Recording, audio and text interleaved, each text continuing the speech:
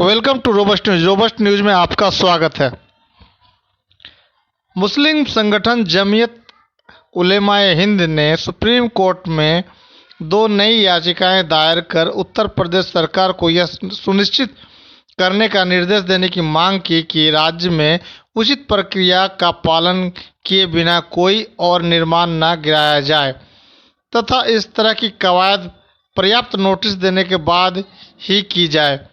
बीते 10 जून को हिंसा के बाद प्रशासन ने कई आरोपियों के घरों को बुलडोजर चलाकर ध्वस्त कर दिया है।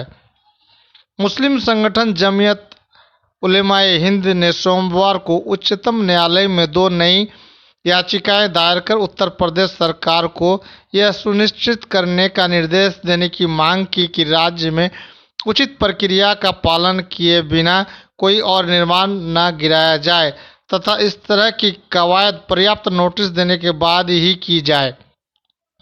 संगठन ने इससे पहले राष्ट्रीय राजधानी के जहांगीरपुरी इलाके में इमारतों को ढहाने के मुद्दे पर याचिका दायर की थी।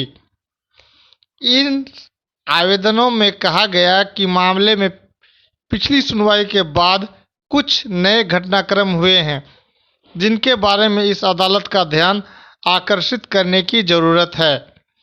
एक याचिका में कहा गया है, कुछ दिनों पहले दो नेताओं द्वारा कुछ टिप्पणियां पैगंबर मोहम्मद को लेकर की गई थी, जिन्हें लेकर देश के कई हिस्सों में सांप्रदायिक तनाव पैदा हो गया। दोनों नेताओं की टिप्पणियों के विरोध में कानपुर में कुछ लोगों द्वारा बंद का आह्वान किया गया था। याचिका के मुताबिक बंद के दिन हिंदू और मुस्लिम समुदाय के बीच झड़प और पथराव हुआ। कानपुर में हिंसा के बाद कई अधिकारियों ने मीडिया में कहा है कि संदिग्ध अभियुक्तों की संपत्ति को जब्त कर उसे ध्वस्त कर दिया जाएगा। यहां तक कि राज्य के मुख्यमंत्री ने भी मीडिया में कहा है कि आरोपियों के घरों को बुलडोजर के जरिए ध्वस्त किया जाएगा। याचिका में आरोप लगाया गया है कि इस तरह के अवैध उपायों को अपनाना स्पष्ट रूप से प्राकृतिक न्याय के सिद्धांतों का उल्लंघन है, खासकर उस सूरत में जब शीर्ष अदालत वर्तमान मामले की सुनवाई कर रही हो। इसमें कहा गया है, मौजूदा मामले में यह ध्यान देने योग्य है कि इस माननीय न्यायालय ने उत्तर पश्चिमी दिल्ली में समान परिस्थितियों में एक दंडात्मक उपाय के तौर पर किए जा रहे विध्वंस पर रोक लगाने का आदेश दिया था। इसलिए यह देखते हुए कि उपरोक्त मामला फिलहाल इस माननीय न्यायालय के समक्ष लंबित है, ऐसे उपायों पर अमल करना और भी खतरनाक है। याचिका के अनुसार किसी भी तरह का विध्वंस अभियान स्पष्ट रूप से निर्धारित कानूनों के तहत और केवल इस न्यायालय द्वारा अनिवार्य रूप से प्रत्येक प्रभावित व्यक्ति को उचित नोटिस व सुनवाई का अवसर दिए जाने के बाद ही चलाया जाना चाहिए। इंडियन एक्सप्रेस के मुताबिक इसमें कहा गया है कि उत्तर प्रदेश भवन संचालन का विनियम अधिनियम 1958 की धारा 10 के अनुसार भी किसी भवन को तब तक नहीं गिराया जाएगा जब तक कि प्रभावित व्यक्ति को सुनवाई का उचित अवसर नहीं दिया जाए। इसके अलावा अधिनियम के अनुसार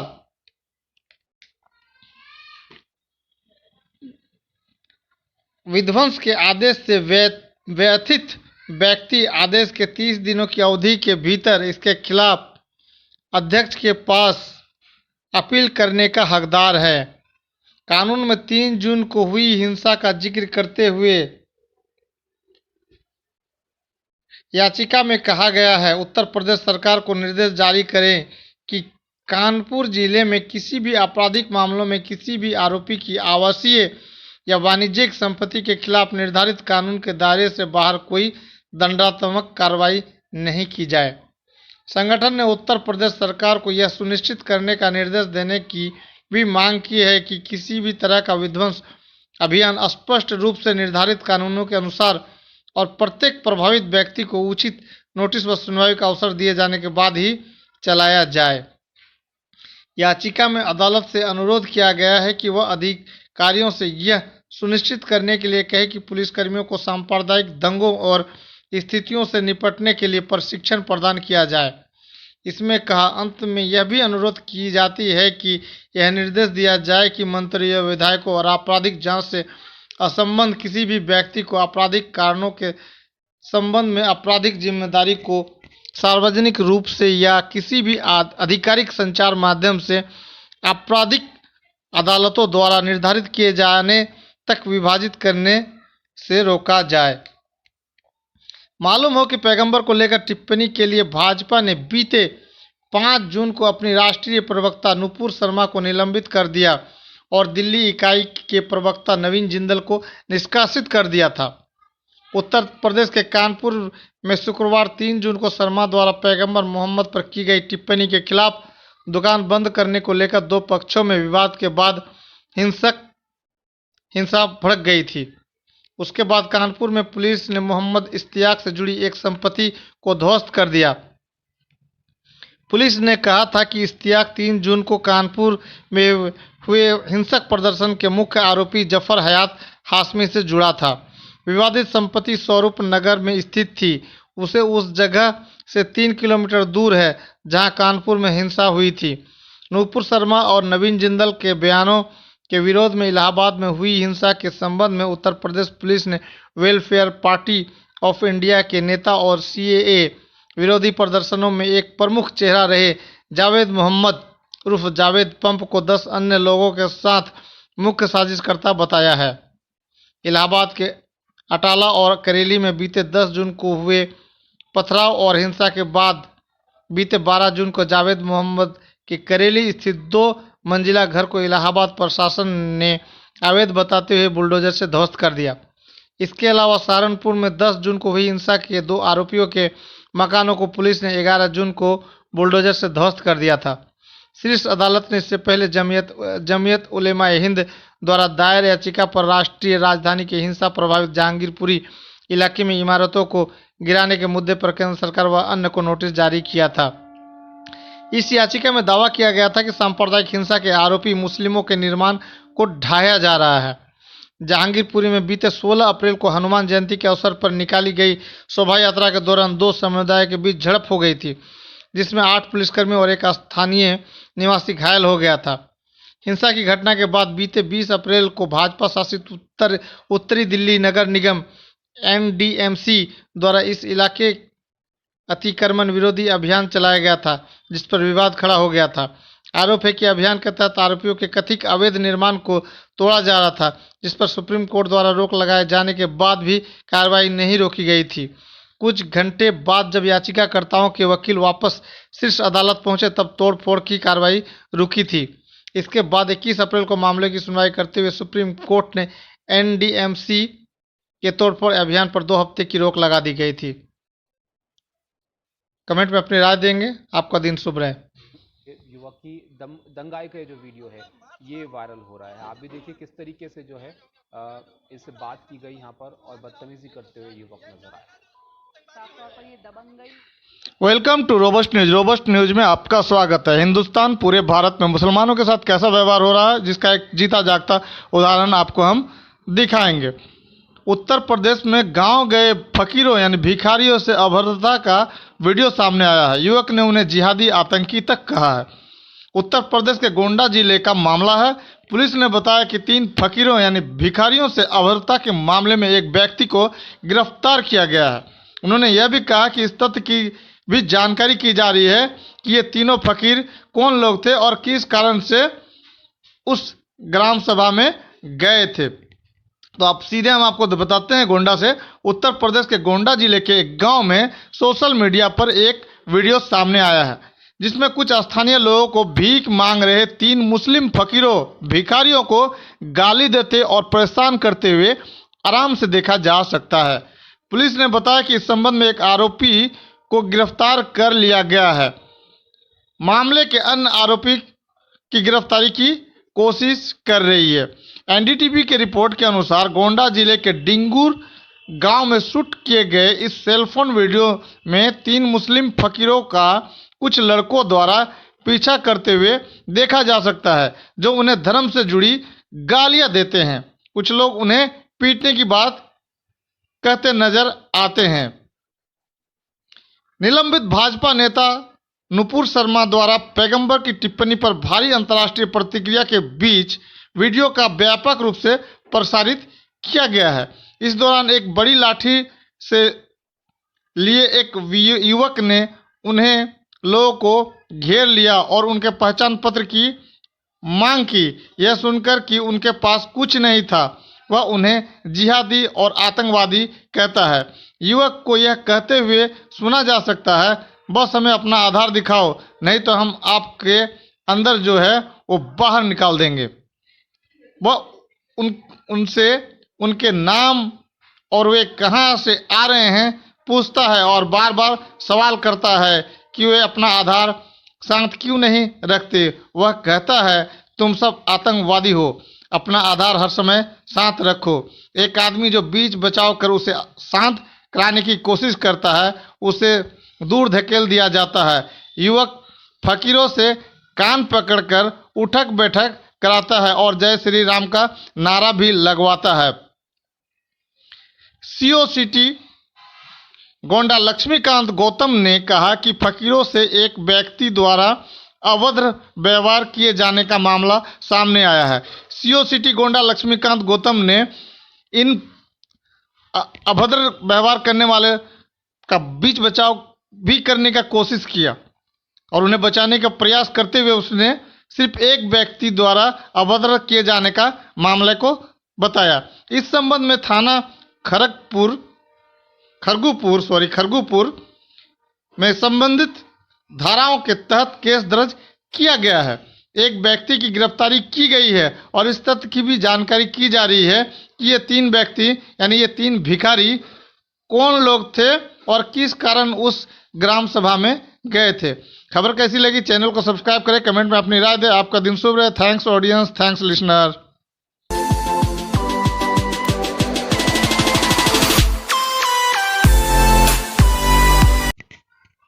वेलकम टू रोबस्ट न्यूज। इस चैनल पर आपका स्वागत है। हम सच्चाई और हकीकत को सामने आपके लाते हैं। इसमें हमारी पूरी टीम लगे रहती है। आपका सहयोग भी अपेक्षित है। हम आपके सहयोग का भी इंतज़ार करते हैं। अगर आप चैनल में नए हैं तो चैनल को सब्सक्राइब कर लीजिए और कमेंट में अपनी राय दें।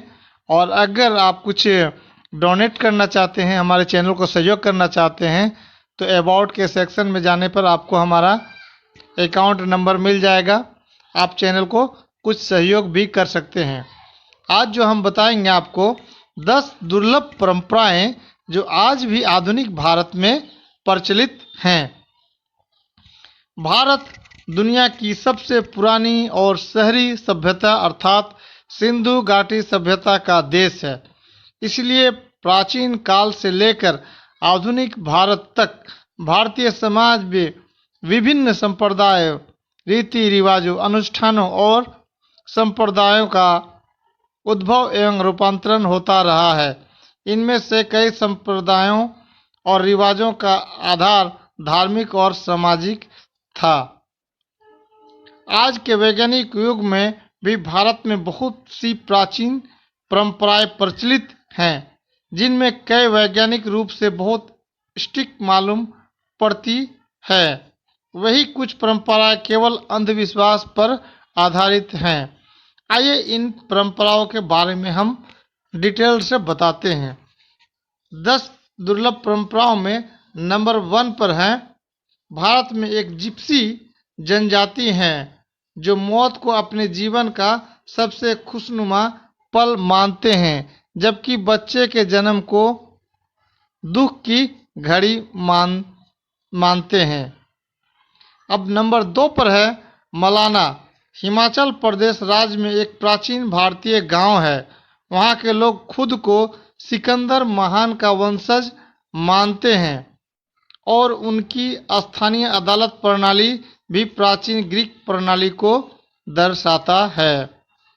अब आपको हम नंबर 3 पर बता रहे हैं, भारत में शादीशुदा महिलाएं पैर में बिछिया पहनती हैं। ऐसी भ्रांति है कि बिछिया तंत्रिकाओं पर दबाव डालता है, जिससे प्रजनन प्रणाली और स्वास्थ्य दोनों में संतुलन बना रहता है। अब हम चौथा नंबर का बारे में बता रहे हैं। भारत में आज भी सांप को देवता के रूप में पूजा जाता है। इस दौरान कई स्त्रियां सांपों को दूध पीने के लिए देती हैं, जबकि हकीकत यह है कि सांप कभी भी दूध नहीं पीता है।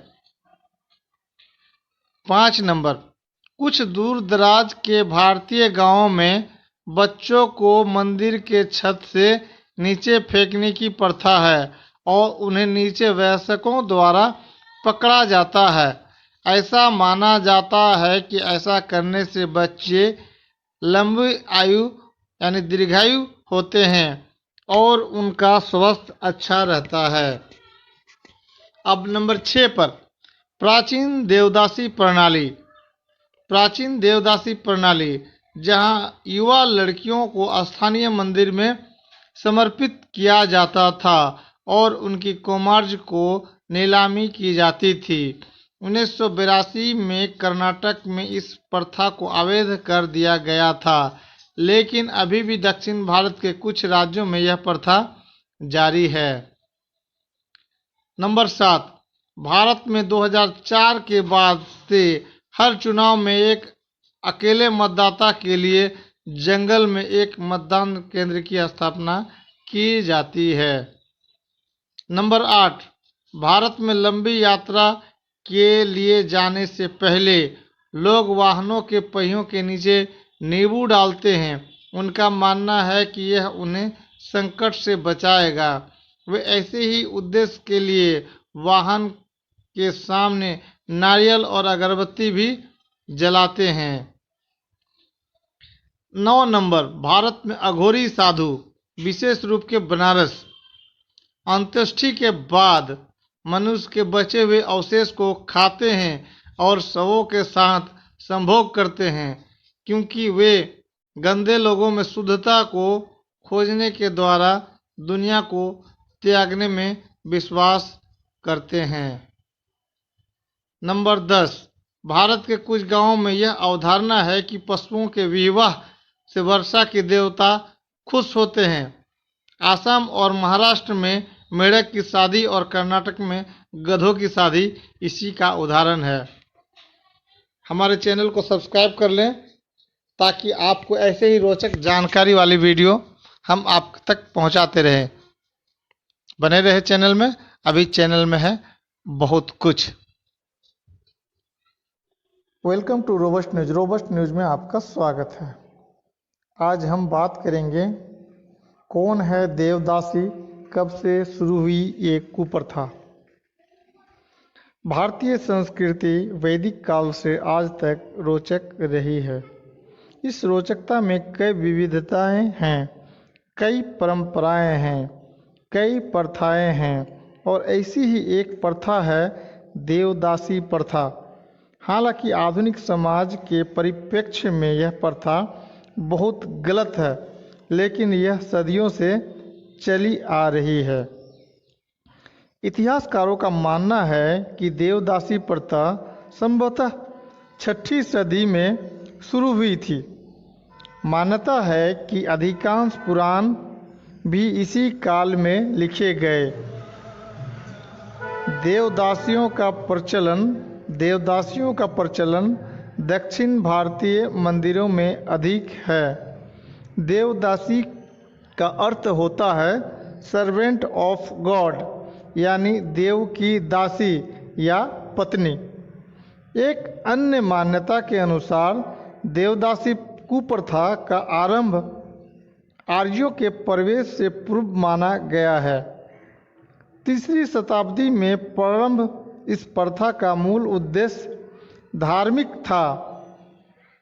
चोल तथा पल्लव राजाओं के समय देवदासियां संगीत, नृत्य तथा धर्म की रक्षा करती थी। 11वीं शताब्दी में तंजौर में राजेश्वर मंदिर में 400 देवदासियां थी। सोमनाथ मंदिर में 500 देवदासियां थी। 1930 तक तिरुपति नाजागुड़ में देवदासी प्रथा थी। देवदासियों की 2 श्रेणियां होती हैं, पहली रंगभोग और दूसरी अंगभोग। पहली रंगभोग और दूसरी अंगभोग। दूसरी श्रेणी की देवदासियां मंदिर से बाहर नहीं जाती थी। यल्लमा देवी को समर्पित करने की रस्म शादी की तरह ही थी। कन्या की उम्र 5 से 10 वर्ष की होती है। उस समय कन्या का नगन जुलूस मंदिर तक लाया जाता था। उसको फिर देवदासी के रूप में दीक्षित किया जाता है। समर्पण के बाद ये देवदासियां मंदिर और पुजारियों की संपत्ति हो जाती है। देवदासियां मंदिरों की देख रेख, पूजा पाठ के लिए सामग्री संयोजन, मंदिरों में नृत्य आदि के अलावा प्रमुख पुजारी, सहायक पुजारियों, प्रभावशाली अधिकारियों, सामंतों एवं कुलीन अभ्यागतों के साथ सेक्स करती थी, पर उनका दर्जा वेश्याओं वाला नहीं था।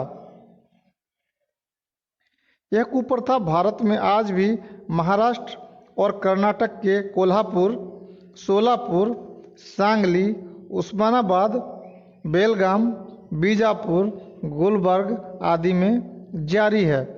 कर्नाटक के बेलगाम जिले के सौदत्ती स्थित यल्लमा देवी के मंदिर में हर वर्ष माघ पूर्णिमा के दिन किशोरियों को देवदासी बनाया जाता है।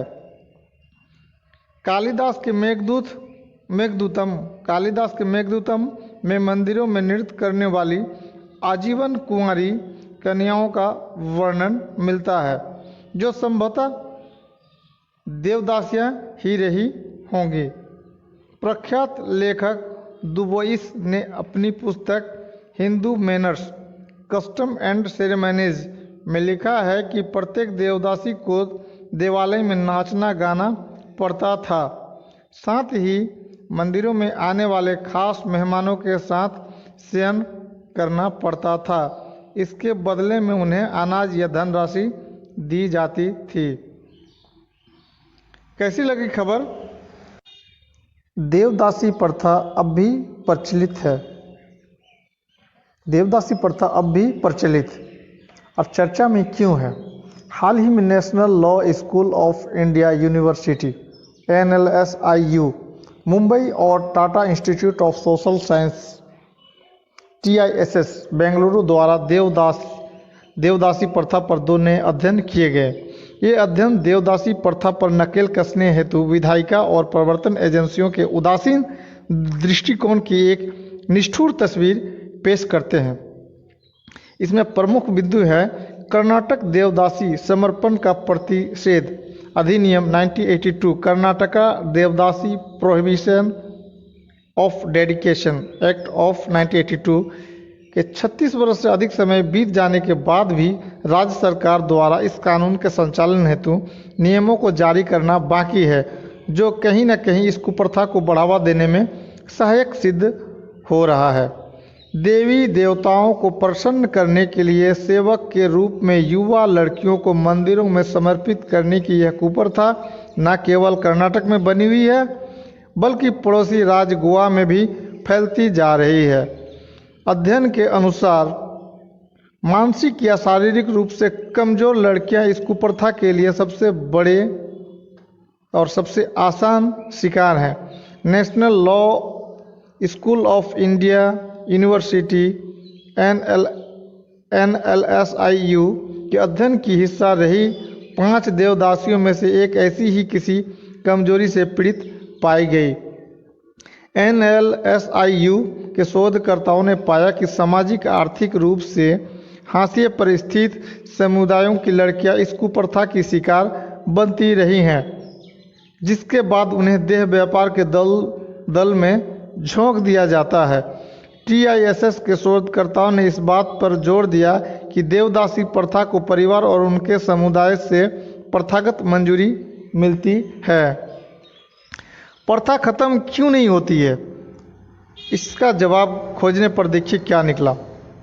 व्यापक पैमाने पर इस कुप्रथा के अपनाए जाने और यौन हिंसा से इसके जुड़े होने से संबंधित तमाम साक्ष्यों के बावजूद हालिया कानूनों जैसे कि यौन अपराधों से बच्चों का संरक्षण पोस्को अधिनियम 2012 और किशोर न्याय अधिनियम 2015 में बच्चों के यौन शोषण के एक रूप में इस कुप्रथा का कोई संदर्भ नहीं दिया गया है। भारत के अनैतिक तस्करी रोकथाम कानून या व्यक्तियों की तस्करी रोकथाम संरक्षण और पुनर्वास विधेयक 2018 में भी देवदासियों को यौन उद्देश्यों हेतु तस्करी के शिकार के रूप में चिन्हित नहीं किया गया है। अध्ययन ने यह रेखांकित किया है कि समाज के कमजोर वर्गों के लिए आजीविका स्रोतों को बढ़ाने में राज्य की विफलता भी इस प्रथा की निरंतरता को बढ़ावा दे रही है। देवदासी प्रथा है क्या?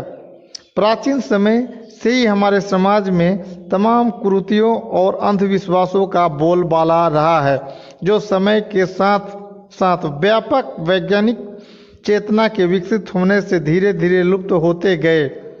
किंतु हमारे समाज में आज भी कुछ ऐसी कुरीतियों और अंधविश्वासों का अभ्यास व्यापक पैमाने पर किया जाता है, जो 21वीं सदी के मानव समाज के लिए शर्मसार करने वाली है। इन्हीं कुरीतियों में से एक है देवदासी प्रथा। इस प्रथा के अंतर्गत देवी देवताओं को प्रसन्न करने के लिए सेवक के रूप में युवा जवान लड़कियों को मंदिर में समर्पित करना होता है। इस प्रथा के अनुसार एक बार देवदासी बनने के बाद ये बच्चियां ना तो किसी अन्य व्यक्ति से विवाह कर सकता है और ना ही सामान्य जीवन व्यतीत कर सकता है। खबर कैसी लगी? चैनल को सब्सक्राइब करें, कमेंट में अपनी राय दें।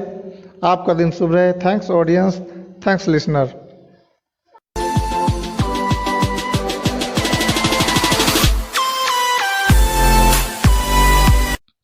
Welcome to Robust News. Robust News में आपका स्वागत है। आज हम आपको एक ऐसी तगड़ी खबर से रूबरू कराएंगे कि आप जानकर आपको बड़ा आश्चर्य होगा। यहाँ किराए पर मिल जाती है दूसरों की बीवी, बाकायदा होता है एग्रीमेंट। शिवपुरी। हिंदुस्तान में कई प्राचीन प्रथाएं हैं जो आज भी चल रही हैं। आज जब महिलाओं को आगे बढ़ाने और उनके अधिकारों के लिए कानून बनाए जा रहे हैं, उन्हें बराबरी का दर्जा दिया जा रहा है, ऐसे में यह प्रथा सभी को झकझोर देती है। ऐसी कुप्रथाओं ने देश को शर्मसार ही किया है। आपको बता रहे हैं कि महिला सशक्तिकरण के बीच आज भी कुप्रथा के कारण महिलाएं अपने शोषण से आज़ाद नहीं हो पा रही हैं। किराए पर पत्नी, यह शब्द आपको हैरान कर देंगे, लेकिन सच है कि 1 साल के लिए कुछ रकम देकर आप दूसरों की बीवी, बहू या बेटी को किराए पर ले जा सकते हैं। दशकों पुरानी यह कुप्रथा आज भी मध्य प्रदेश के कुछ इलाके में चल रही है। दूर दूर से आते हैं खरीदार। मध्य प्रदेश के शिवपुरी जिले में यह कुप्रथा आज भी चल रही है। धड़ीचा प्रथा के नाम से इसे जाना जाता है। हर साल इस जिले में लड़कियों को किराए पर देने के लिए मंडी सजती है। इसमें दूर दूर से खरीदार भी आते हैं। जिसे जितने समय के लिए लड़की चाहिए वो उसे ले जा सकता है। कई लोग 1 साल के लिए महिला को अपने साथ ले जाता है। 1 साल उसे अपनी बीवी के तौर पर रखता है, बाद में उसे वापस छोड़ जाता है। आगे आपको बता दें, 15,000 से 25,000 है कीमत। लड़कियों को ले जाने के लिए आज भी इस गांव में मंडी लगती है। कोई 15,000 में ले जाता है तो किसी का सौदा 25,000 से ऊपर लगाया जाता है। इस मंडी में दूर दूर से खरीदार लड़कियों या महिलाओं को लेने आते हैं। अब एक और इंटरेस्टिंग चीज बताते हैं, चाल ढाल से लेकर खूबसूरती भी देखते हैं लोग। यहाँ आने वाले लोग महिलाओं और लड़कियों की चाल ढाल और खूबसूरती को भी देखकर सौदा करते हैं। इसके बाद 1 साल के लिए उसकी शादी कराकर विदाई दी जाती है। अब प्रशासन के खौफ के कारण यह दबे छुपे ही चलती है। हालांकि लड़कियों के परिजन अपनी खुशी से साल भर के लिए दूसरे पुरुषों को किराए पर दे देते हैं।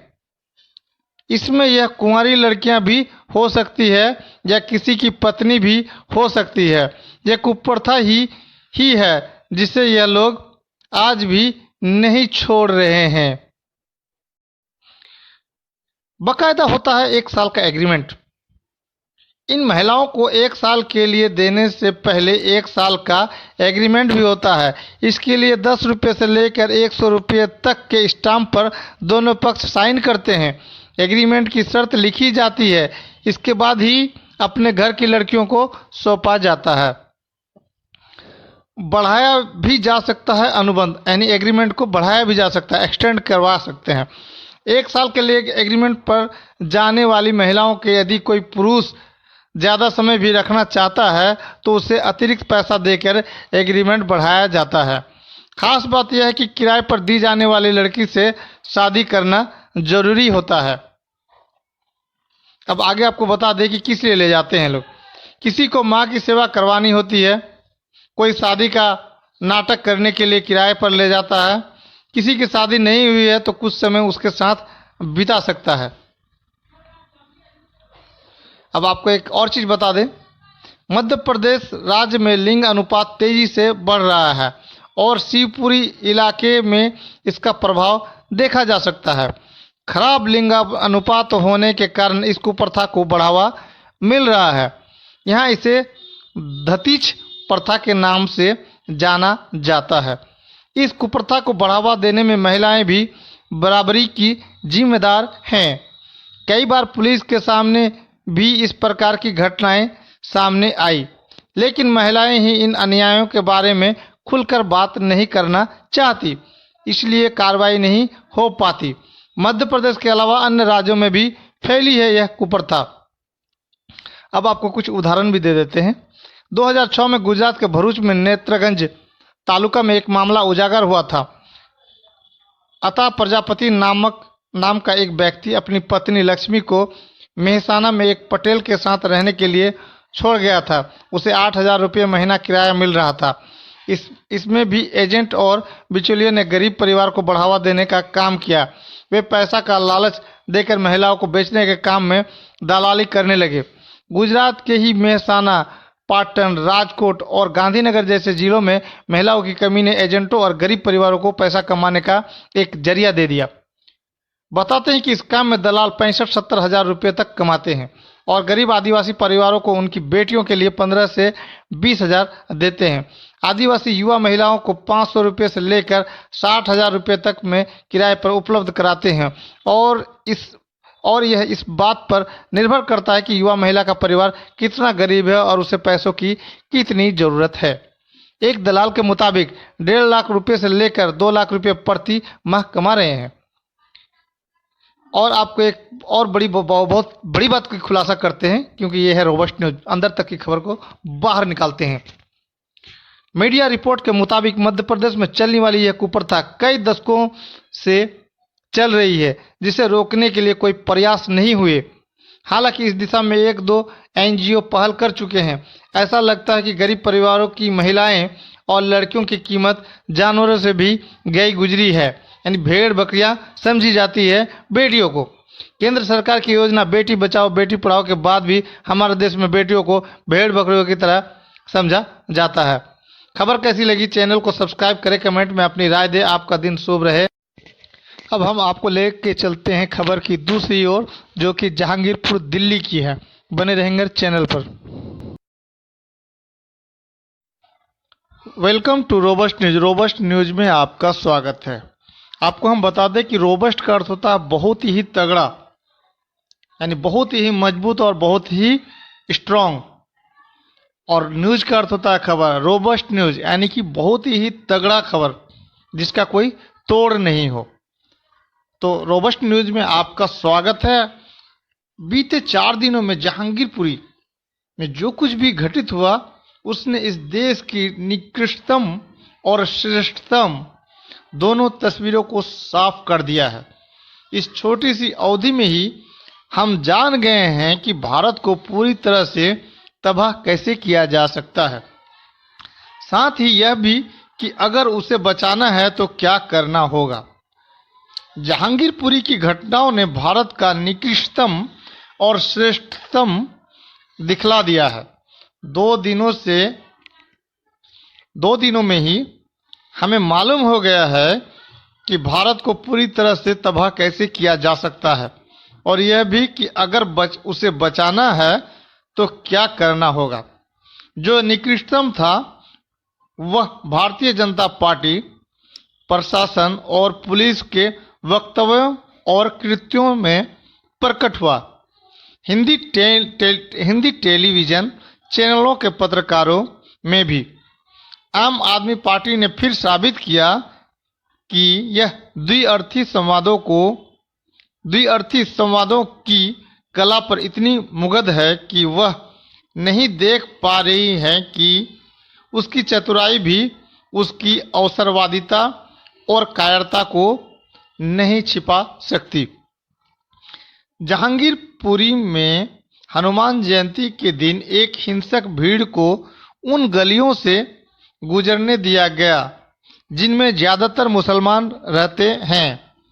हाथों में तलवार, दूसरे धारदार हथियार, तमंचे लहराते हुए और मुसलमानों को गालियां देते हुए यह हिंसक भीड़ शाम की नमाज के वक्त मस्जिद के सामने हंगामा करने लगा। मुसलमानों ने इस भीड़ को पीछे धकेला, पत्थर चले, रिपोर्ट है कि गोलियां चली। पुलिस के सामने यह सब कुछ हुआ। पुलिस ने कहा कि यह जुलूस बिना उसकी इजाजत के निकाला गया। ऐसे जुलूस को वह शोभा यात्रा कहती है। गाली गलौज, बंदूक तलवार के साथ हुड़दंग को अगर हम शोभा यात्रा मानते हैं तो हम भी धन्य हैं। पुलिसकर्मी घायल हुए और लोग भी, लेकिन कैसे, यह पता करने के पहले मुसलमानों की गिरफ्तारी शुरू हो गई। हिंसा के पीछे एक साजिश की कहानी भी गढ़ ली गई। यह सब कुछ दिल्ली पुलिस के चरित्र और उसके इतिहास के अनुकूल ही था। फिर भी हमें कहना पड़ेगा कि कार्रवाई का यह तरीका गलत था, निकृष्ट था। पुलिस ने अपने धर्म का त्याग पूरी तरह कर दिया है। पुलिस ने अपने धर्म का त्याग पूरी तरह कर दिया है। यह भारतीय जनता पार्टी की राजनीतिक परियोजना को लागू करने वाला दंडात्मक बल मात्र बनकर रह गई है। इसमें उसे आनंद भी आ रहा है। सारी प्रक्रियाओं को धत्ता बताकर मुसलमानों के खिलाफ द्वेषपूर्ण हिंसा में भाग लेना, बल्कि उसे कानूनी जामा पहनाना ही दिल्ली पुलिस का मुख्य काम रह गया मालूम पड़ता है। पुलिस ने इस हिंसा के बाद एक बार बयान जारी किया कि बिना अनुमति जुलूस निकालने के लिए उसने विश्व हिंदू परिषद के नेता को नोटिस जारी की।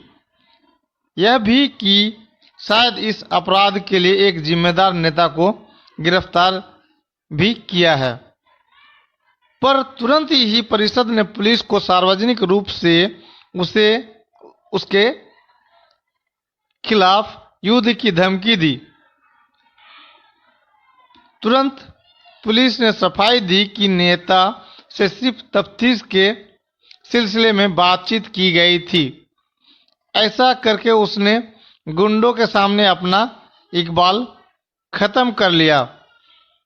इसकी उसे परवाह नहीं, बल्कि उनके दल भारतीय जनता पार्टी के प्रति उनकी वफादारी साबित करने का उसे संतोष है। भारतीय जनता पार्टी के नेताओं ने फौरन प्रचार शुरू किया कि जहांगीरपुरी में बांग्लादेशी और रोहिंग्या अवैध रूप से अतिक्रमण करके रह रहे हैं और इस हिंसा में उनका हाथ है। यह मांग भी शुरू हो गई कि अतिक्रमण हटाया जाए और इस मांग का उत्तरी दिल्ली नगर निगम ने तुरंत दिया। हिंसा के अगले ही दिन उन गलियों के बाहर बुलडोजर खड़े हो गए, गलियों को तालाबंद कर दिया गया और वहां के रहने वालों को कैद करके उनकी दुकानों को ढहाना शुरू कर दिया। शहर के वकील सक्रिय हुए, शहर के वकील एक्टिव हुए। उच्च न्यायालय और सर्वोच्च न्यायालय के सामने अर्जी लगाई कि इस अतिक्रमण विरोधी अभियान को फौरन रोका जाए। सर्वोच्च न्यायालय ने इस कार्रवाई को तत्काल रोकने का आदेश दिया, लेकिन मेयर और अधिकारियों ने खबर मिलने के बाद भी बुलडोजर नहीं रोके। इससे यह साफ हो गया कि वे मात्र अपना कर्तव्य नहीं निभा रहे थे और नाकानूनी व्यवस्था लागू करने की बाध्यता के कारण वे दुकानों, घरों और मस्जिद को ढहाने का काम कर रहे थे, जो कोई भी अपनी इच्छा से नहीं करना चाहेगा। लोग मजबूरी में यह करते हैं क्योंकि ऐसा उन्हें करना पड़ता है। लेकिन जब सर्वोच्च न्यायालय ने उन्हें रोक दिया, तब भी उन्होंने ध्वंस जारी रखा, बल्कि आदेश दिखाने के बाद भी कहा कि जब तक उनके हाथ कागज आधिकारिक तरीके से नहीं आता, वे नहीं रुकेंगे। इससे साफ हो गया कि यह मात्र मुसलमानों को प्रताड़ित, परेशान करने का बहाना था। इससे इस राजनीतिक दल का ही नहीं, बल्कि प्रशासकों के भीतर के निकृष्ट मुसलमान विरोध का भी एक और प्रमाण मिला। चूंकि अभी भी उन्हें प्रक्रिया की आड़ लेनी है, तो इस विध्वंस में हिंदू भी चपेट में आ गए, लेकिन इरादा साफ था। इस बीच हिंदी जनसंचार माध्यमों ने अपने भीतर के निकृष्ट मुसलमान विरोध का अश्लील प्रदर्शन हुआ। मुसलमानों के घर टूट रहे हैं, उनकी रोजी रोटी के साधन नष्ट किए जा रहे हैं। यह देखकर जो उछल रहा है, नाच रहा है, चीख रहा है, वह क्या इंसान भी है? पत्रकार होने की बात तो छोड़ ही दीजिए। यह निकृष्टता टेलीविजन के पर्दों से हमारे घरों में गलाजात फैला रही है, लेकिन इसमें हमें मजा आ रहा है। इस घटियापन के बिना वह क्रूरता संभव नहीं थी जो भारतीय जनता पार्टी की राजनीति का स्वभाव है। घटियापन आम आदमी पार्टी के नेताओं के बयानों में था, जब उन सब ने कहा कि बांग्लादेशी और रोहिंग्या लोगों को भाजपा बसा रही है ताकि वह दंगा करा सके। यह भी उन्होंने कहा कि भाजपा गुंडों और लफंगों की पार्टी है, लेकिन इससे उनकी चतुराई छिपाई नहीं छिपती। उनके बयान में बांग्लादेशी और रोहिंग्या के बहाने मुसलमानों के खिलाफ घृणा प्रचार है, लेकिन वह समझने वाले सब समझ रहे हैं। आम आदमी पार्टी की यह चतुराई इसलिए और भी क्रूरतापूर्ण है कि वह जिन्हें बाहरी कह रही है, वे उसके मतदाता रहे हैं। उनके बल पर वह सत्ता में आई है और अब उनका इस्तेमाल करके वह मुसलमानों के खिलाफ पूर्वाग्रह और घृणा को और गाढ़ा कर रही है। उसके समर्थक यह कहकर उसकी वकालत करते रहे हैं कि वह हिंदू भले ही दिखे, मुसलमान विरोधी नहीं, लेकिन उसके हर बयान से जाहिर होता है कि वह मुसलमानों के खिलाफ घृणा का खुलकर इस्तेमाल करती है। यानी बिना मुसलमान विरोधी घृणा के हिंदूपन संभव नहीं, यह साबित किया जा रहा है। और भले आपके समर्थक हों, मुसलमानों की बलि चढ़ाने में उसे संकोच नहीं। ताकतवर लोगों के इस तमाम घटियापन और क्रूरता के बीच हमें इंसानी भलाई और श्रेष्ठता के सबूत मिले। जिन गलियों में हिंसा हुई थी, उसमें रहने वाले हिंदुओं और मुसलमानों ने एक दूसरे का साथ नहीं छोड़ा। हिंदू औरतों और मर्दों ने खुलकर कहा कि यह हिंसा उस लफंगों की भीड़ ने भड़काई थी जिसे पुलिस शोभा यात्रा कह रही है। हिंदुओं ने अपने पड़ोसी मुसलमानों को दोषी मानने से इनकार कर दिया। मुसलमानों ने भी अपनी नागरिकता का दावा इस हिंसा के बावजूद बरकरार रखा। राजकीय हिंसा के सामने ऐसा करने के लिए खासी हिम्मत चाहिए। वह हिम्मत असाधारण नहीं है, यह जहांगीरपुरी के निवासियों ने बतला दिया है। इस निकृष्टता के बीच ऐसे वामपंथी कार्यकर्ता थे जो इन गलियों में मौजूद रहे पहले दिन से। अगले दिन जब बुलडोजर रुक नहीं रहे थे तो मार्क्सवादी कम्युनिस्ट पार्टी के बृंदा क्रात और हन्नान मुल्ला वहां पहुंचे और बुलडोजर के सामने खड़े हुए। कोई कारण न था कि वे वहां जाते। संसदीय राजनीति के घटिया तर्क से उनके वोटर यहाँ नहीं है। अगर कोई यह आरोप लगाए कि वे बंगाल को ध्यान में रखकर ऐसा कर रहे हैं तो इससे उसका घटियापन जाहिर होता है। बंगाल में चुनाव हो चुके हैं और इस अच्छाई की स्मृति बंगाल की व्यवहारिक बाध्यता के आगे याद रखी जाएगी, उसमें शक है। निश्चय ही माकपा के नेता किसी फायदे के लिए यह नहीं कर रहे थे।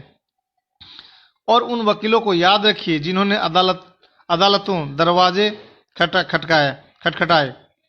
यह सब कुछ वह है जिसके सहारे हम उस निकृष्ट क्रूरता से लड़ सकते हैं जो हमें दलदल में घसीट रही है। खबर कैसी लगी? चैनल को सब्सक्राइब करें, कमेंट में अपनी राय दें। एक बिल्ली अपने बच्चे को 7 दरवाजा दिखाती है, तब जाके बिल्ली का आंख खुल जाती है, बिल्ली देखने लगता है।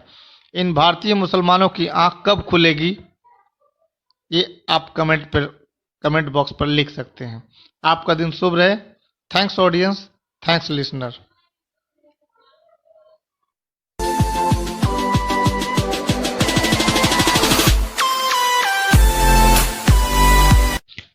Welcome to Robust News. Robust News में आपका स्वागत है। हम आपको सीधे लेते चलते हैं उत्तर प्रदेश, और यह है उत्तर प्रदेश का ललितपुर। उत्तर प्रदेश के ललितपुर जिले में सामूहिक बलात्कार की शिकायत दर्ज कराने आई 13 साल की किशोरी के साथ थाना अध्यक्ष द्वारा कथित रूप से बलात्कार किए जाने का मामला सामने आया है। इस मामले में आरोपी पुलिस अफसर को तत्काल प्रभाव से निलंबित कर दिया गया है और थाने के अन्य सभी पुलिसकर्मियों को लाइन हाजिर कर दिया गया है। पुलिस ने बताया कि घटना के सिलसिले में 5 आरोपियों को गिरफ्तार कर लिया गया है और आरोपी थानाध्यक्ष की तलाश जारी है। इस घटना को लेकर विपक्षी दल सरकार पर जमकर निशाना साध रहे हैं। वहीं उप मुख्यमंत्री ब्रिजेश पाठक ने उन्हें इस मामले का राजनीतिकरण नहीं करने को कहते हुए प्रकरण के दोषियों के खिलाफ सख्त कार्रवाई करने का आश्वासन दिया। पुलिस सूत्रों ने बुधवार को बताया कि कथित पीड़िता की मां ने अपनी शिकायत में आरोप लगाया है कि उनकी बेटी 27 अप्रैल को जिले के पाली थाने में मामला दर्ज कराने गई थी। शिकायत के अनुसार बयान दर्ज कराने के बहाने थानाध्यक्ष तिलकधारी सरोज उसे अपने कमरे में ले गया और उसके साथ बलात्कार किया। कानपुर जोन के अपर पुलिस महानिदेशक भानु भास्कर ने बताया, इस मामले में थानाध्यक्ष तथा पीड़ित किशोरी की मासी समेत 6 लोगों के खिलाफ मामला दर्ज किया गया है। आरोपी थानाध्यक्ष को निलंबित कर दिया गया है और उसके अलावा अन्य 5 आरोपियों को गिरफ्तार किया जा चुका है। फरार थानाध्यक्ष की तलाश की जा रही है। भास्कर ने बताया कि झांसी के पुलिस उप महानिरीक्षक जोगेंद्र कुमार को मामले की जांच सौंपी गई है। उन्हें 24 घंटे के भीतर रिपोर्ट देने को कहा गया है। उन्होंने बताया कि इस मामले में पाली के थानाध्यक्ष को निलंबित करने के साथ साथ थाने के अन्य सभी पुलिसकर्मियों को लाइन हाजिर कर दिया गया है। लड़की की मां का आरोप है कि 22 अप्रैल को 4 लोग उनकी बेटी को भोपाल ले गए थे, जहां उन्होंने 5 दिनों तक उनके साथ बलात्कार किया और बाद में उसे पाली थाने के बाहर छोड़कर भाग गए। लड़की जब 27 अप्रैल को मुकदमा दर्ज कराने थाने गई तो थानाध्यक्ष ने भी उसके साथ बलात्कार किया। बाद में लड़की ने स्वैच्छिक संस्था चाइल्ड लाइन पहुंचकर काउंसलिंग के दौरान पूरी घटना बताई। इस पर संस्था ने पुलिस अधीक्षक से शिकायत की, जिनके हस्तक्षेप पर मंगलवार 5 मई को इस मामले में बलात्कार, अपहरण और आपराधिक साजिश के आरोपों तथा पोक्सो और SC/ST कानून की सुसंगत धाराओं में मुकदमा दर्ज किया गया। पुलिस सूत्रों के मुताबिक इस मामले में 5 आरोपियों को गिरफ्तार किया गया है, जबकि आरोपी थानाध्यक्ष तथा अन्य अभियुक्तों की गिरफ्तारी के लिए पुलिस के 6 दल गठित कर उनकी तलाश की जा रही है। ADG law and order Prashant Kumar ने कहा, DGP ने DIG झांसी को मामले की जांच करने और SHO पर आरोप लगाने वाली परिस्थितियों पर प्रकाश डालते हुए रिपोर्ट सौंपने को कहा है। ललितपुर बलात्कार मामले में वह सुपरवाइजरी अधिकारी SP और अन्य की भूमिका गलती की भी जांच करेंगे। मुख्य विपक्षी दल समाजवादी पार्टी सपा और कांग्रेस ने इस घटना को लेकर सरकार पर हमला किया है। सपा ने एक ट्वीट कर कहा, भाजपा सरकार में सबसे बड़ा सवाल यह है कि किस पर भरोसा किया जाए और किस पर नहीं। ललितपुर में बलात्कार की शिकायत करने पहुंची नाबालिग से थाने में ही SO थानाध्यक्ष ने की दरिंदगी। अब CM मुख्यमंत्री बताए, पीड़ित बेटियां जाएं तो जाएं कहां? पीड़िता की सुरक्षा का इंतजाम कर दोषियों को मिले कठोरतम सजा। पार्टी ने एक अन्य ट्वीट में बताया कि सपा अध्यक्ष और उत्तर प्रदेश के पूर्व मुख्यमंत्री अखिलेश यादव पीड़ित बच्ची के परिजनों से मुलाकात के लिए ललितपुर रवाना हो गए हैं। सपा के मीडिया सेल ने एक पुलिस अधिकारी का वीडियो ट्वीट करते हुए लिखा है, योगी जी की पुलिस निरंकुश हो चुकी है। चंदौली में एक मासूम बेटी के साथ रेप और हत्या के आरोपों के बाद यूपी की योगी जी की पुलिस पर ललितपुर के पाली में पुलिस वालों द्वारा सामूहिक बलात्कार का आरोप लगा है। वसूली, हत्या, अपहरण, फिरौती के बाद अब यूपी पुलिस रेप और गैंगरेप भी करने लगी है। कांग्रेस महासचिव और पार्टी की उत्तर प्रदेश प्रभारी प्रियंका गांधी वाड्रा ने भी सिलसिलेवार ट्वीट कर इस घटना पर सरकार का घेराव किया। उन्होंने कहा, ललितपुर में 13 साल की बच्ची के साथ गैंगरेप, सामूहिक बलात्कार और फिर शिकायत लेकर जाने पर थानेदार द्वारा बलात्कार की घटना दिखाती है कि बुलडोजर के शोर में कानून व्यवस्था के असल सुधारों को कैसे दबाया जा रहा है। अगर महिलाओं के लिए थाने ही सुरक्षित नहीं होंगे तो वे शिकायत लेकर जाएंगे कहां? उन्होंने एक अन्य ट्वीट में कहा, क्या उत्तर प्रदेश सरकार ने थानों में महिलाओं की तैनाती बढ़ाने, थानों को महिलाओं के लिए सुरक्षित बनाने के लिए गंभीरता से सोचा है? कांग्रेस पार्टी ने अपने महिला घोषणा पत्र में महिला सुरक्षा के लिए कई महत्वपूर्ण बिंदु रखे थे। आज ललितपुर है, ऐसी घटना को रोकने के लिए महिला सुरक्षा और महिला हितैषी कानून व्यवस्था के लिए गंभीर कदम उठाने ही होंगे। इस बीच उत्तर प्रदेश के उप मुख्यमंत्री ब्रजेश पाठक ने विपक्षी दलों से कहा कि वे आपराधिक मामलों का राजनीतिकरण न करें। उन्होंने कहा, पीड़ित हमारी बेटी है और उसके साथ कुछ गलत हुआ है तो सरकार सख्त कार्रवाई करेगी और दोषी को किसी कीमत पर नहीं बख्शेगी। उन्होंने कहा, सरकार इस मामले को फास्ट ट्रैक अदालत में ले जाएगी और घटना में शामिल पुलिस कर्मियों के खिलाफ इतनी सख्त कार्रवाई होगी कि उनकी अगली पीढ़ियां तक करार उठेगी। उनके खिलाफ राष्ट्रीय सुरक्षा कानून के तहत कार्रवाई होगी और किसी को भी बख्शा नहीं जाएगा। सपा अध्यक्ष अखिलेश यादव के पीड़ित परिवारों से मुलाकात के लिए ललितपुर रवाना होने के बारे में पूछने पर पाठक ने कहा, वह सोचते हैं कि कुछ हो सकता है तो वह अपना राजनीतिक पर्यटन शुरू कर देते हैं। कांग्रेस महासचिव प्रियंका गांधी वाड्रा के बयान पर उन्होंने कहा, उन्हें राजस्थान और छत्तीसगढ़ में महिलाओं की स्थिति देखनी चाहिए। मालूम हो कि इससे पहले बीते 1 मई को उत्तर प्रदेश में चंदौली जिले के सैयद राज क्षेत्र में पुलिस की दबिश के दौरान संदिग्ध परिस्थितियों में एक युवती की मौत हो गई थी। इस मामले में निलंबित थानाध्यक्ष समेत 6 पुलिस कर्मियों के खिलाफ गैर इरादतन हत्या का मामला दर्ज किया गया है। सैयद राजा थाना क्षेत्र के मनराजपुर गांव में पुलिस का एक दल एक बालू कारोबारी कन्हैया यादव को पकड़ने के लिए उसके घर पहुंचा था। यादव के खिलाफ गैर जमानती वारंट जारी हुआ था। पीड़ित परिवार का आरोप है कि इस दौरान एक पुलिसकर्मी ने कारोबारी की 24 साल की बेटी से बलात्कार किया तथा मारपीट की और जोर जबरदस्ती के कारण उसकी मौत भी हो गई। अब हम आपको ले चलते हैं खबर पूर्णिया की तरफ से। पूर्णिया में सीसाबाड़ी नाम का एक जगह है जहां चोरों ने ट्रैक्टर की बैटरी गायब किया है।